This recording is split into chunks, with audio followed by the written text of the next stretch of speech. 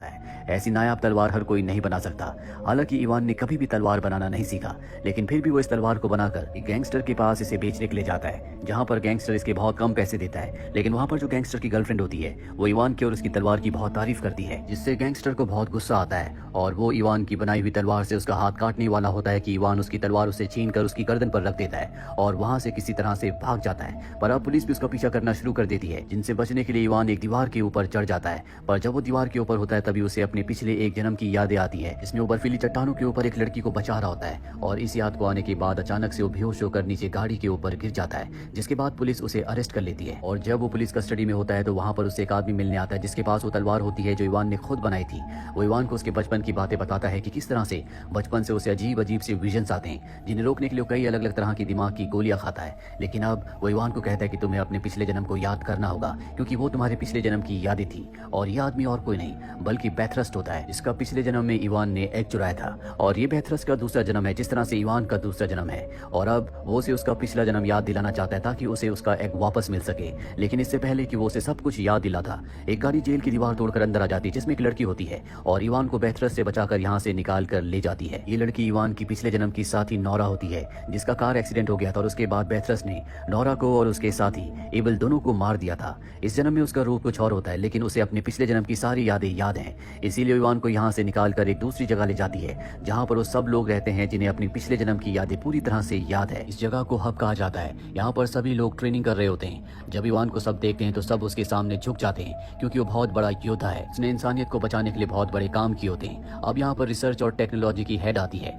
और वो इवान को अपने साथ ले जाती है और उसे बताती है कि इस दुनिया में लगभग ऐसे 500 लोग हैं जो अपनी पिछली हर एक जिंदगी को याद रखते हैं। उनमें से बैथरस्ट भी एक है, लेकिन वो हजारों सालों से बार बार जन्म लेकर बोर हो चुका है। इसीलिए उसे ये श्राप लगता है और अब वो पूरी दुनिया को खत्म कर देना चाहता है, ताकि जीवन मरण के चक्कर से उसे हमेशा से मुक्ति मिल सके। इसीलिए उसने अपने पिछले जन्म में लैब में एक वायरस बनाया था। ये वायरस इतना खतरनाक था जिससे इस दुनिया की हर वो चीज जो सांस लेती है वो अपने आप ही खत्म हो जाती। पर इससे पहले कि वो वायरस को इस दुनिया में फैलाता, तुमने सन 1985 में यानी कि अपने पिछले जन्म में उस वायरस को उससे चुरा लिया था। पर इसके बाद तुम्हारी मृत्यु हो गई।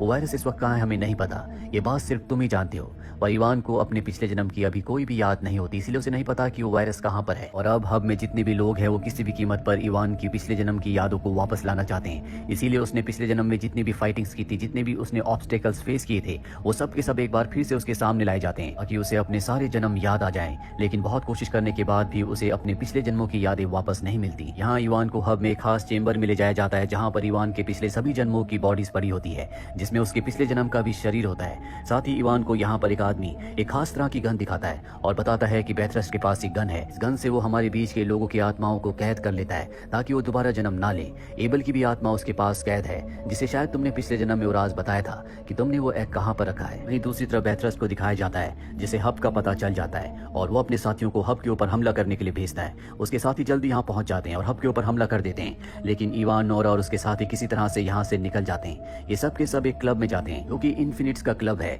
यानी कि ऐसे लोगों का क्लब जो अपने पिछले सभी जन्मों को याद रखते हैं। यहाँ पर इनकी मुलाकात होती है आर्टिसन से, जो इवान को उसकी पिछले जन्मों की याद दिलाने में मदद करेगा। वो इवान को बताता है कि जब भी कोई इंसान अपनी जिंदगी के आखिरी पलों में होता है तो उसे अपनी पिछली सारी जिंदगियां याद आ जाती है। इसीलिए आर्टिसन इवान को एक मशीन के अंदर डालना चाहता है, जिसके अंदर वो धीरे धीरे पानी भरेगा और जब इवान अपनी जिंदगी और मौत से लड़ रहा होगा तो उसे अपने पिछले सारे जन्म याद आ जाएंगे। हालांकि इवान ऐसा नहीं करना चाहता, पर नोरा कहती है कि हमारे पास इसके अलावा कोई भी रास्ता नहीं है, जिसके बाद इवान मान जाता है। उसे मशीन के अंदर डालकर पानी भरा जाता है। बहुत देर तक भी उसे कुछ भी याद नहीं आता और एक पल ऐसा आता है जब उसके दिल की धड़कन लगभग बंद हो जाती है। इवान को मशीन से निकाला जाता है और उसके हार्ट रेट को वापस लाने के लिए सब कोशिश कर रहे होते हैं और ठीक उसी वक्त इवान को अपने पिछले सभी जन्म याद आ जाते हैं जो उसने हजारों साल तक जिए थे। उसे याद आता है कि कैसे वो हजारों साल पहले एक बहुत बड़ा योद्धा था। उसके पास उसकी खास तलवार थी और ये वही तलवार थी जो उसने इस जन्म में बनाई थी। इवान को अब होश आ जाता है, उसे अपना पिछला पूरा जन्म याद आ चुका है। वो कहता है कि मैंने एबल से कहा था कि मेरे अंदर देखना मत भूलना, यानी कि मैंने पिछले जन्म में उस एग को जो कि बैथरस्ट ने बनाया था उसे अपने पेट के अंदर डाल दिया था।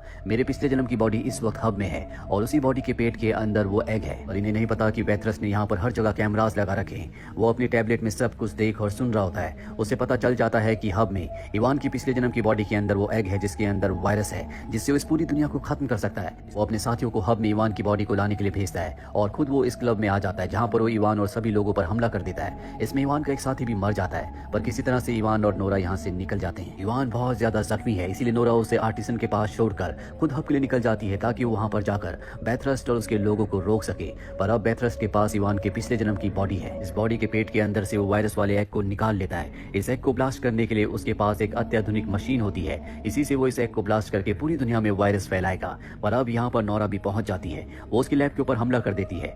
वहीं हमें इवान को दिखाया जाता है जिसे होश आ जाता है। इसके बाद वो आर्टिसन के साथ मिलकर नोरा की मदद करने के लिए वहां से निकल पड़ता है। वहीं नोरा के ऊपर ड्रोन से हमला किया जाता है, लेकिन तब तक वहां पर इवान और आर्टिसन पहुंच जाते हैं जो नोरा को बचा लेते हैं। इसके बाद नोरा लैब के उस हिस्से में जाती है जहां पर बेथरस ने उन सभी लोगों की आत्मा को उस खास गन से कैद किया हुआ है जो अपने पिछले जन्मों को जानते हैं। वो इन सब आत्माओं को यहाँ से आजाद करवाना चाहती है, इसीलिए उसने यहाँ पर बॉम्ब लगा दिए होते हैं। वहीं इवान को दिखाया जाता है जिसे पता चल जाता है कि बेथरस अब प्लेन से यहाँ से उड़ चुका है, लेकिन वो अपनी बाइक से एक पहाड़ी की चोटी से उसके प्लेन के ऊपर कूद जाता है। जिसके बाद वो उस जगह पहुंच जाता है जहां पर बेथरस है। उसके पास वो बॉम्ब भी होता है। इवान और बेथरस के बीच में एक भयानक फाइट होती है और इसी फाइट के दौरान वो बम जिसके अंदर वो एग है जिससे वायरस फैलाया जाएगा वो प्लेन से नीचे गिर जाता है, लेकिन अब तक वो बॉम्ब एक्टिवेट हो चुका होता है। इवान उसे रोकने के लिए अपनी तलवार लेकर प्लेन से नीचे कूद जाता है। जल्दी वो बॉम्ब को पकड़ लेता है, लेकिन अब बेथरस भी यहाँ पहुंच चुका होता है। उसके पास उसकी खास गन होती है जिससे वो किसी की भी आत्मा को हमेशा के लिए कैद कर सकता है। पर इवान किसी तरह से अपनी तलवार से बॉम्ब को डीएक्टिवेट कर देता है। साथ ही वो बेथरस की गन को हासिल करके उसी की गन से उसी को मार देता है, जिससे उसकी आत्मा हमेशा के लिए कैद हो जाती है। साथ ही इवान ऊंचाई से नीचे समंदर में गिर जाता है जिससे उसकी मृत्यु हो जाती है।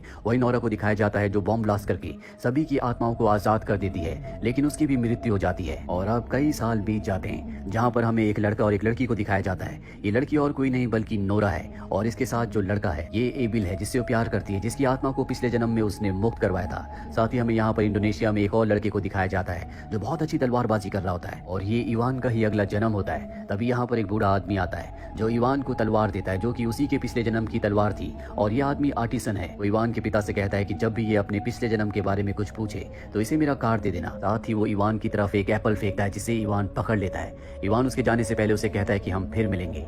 दरअसल इवान के साथ उसके पिछले जन्म की यादें अब भी कुछ न कुछ बाकी है, इसीलिए उसने आर्टिसन को पहचान लिया होता है। और इसी के साथ ये फिल्म, ये कहानी यहीं पर खत्म हो जाती है। उम्मीद करते हैं कि ये कहानी आपको पसंद आई होगी।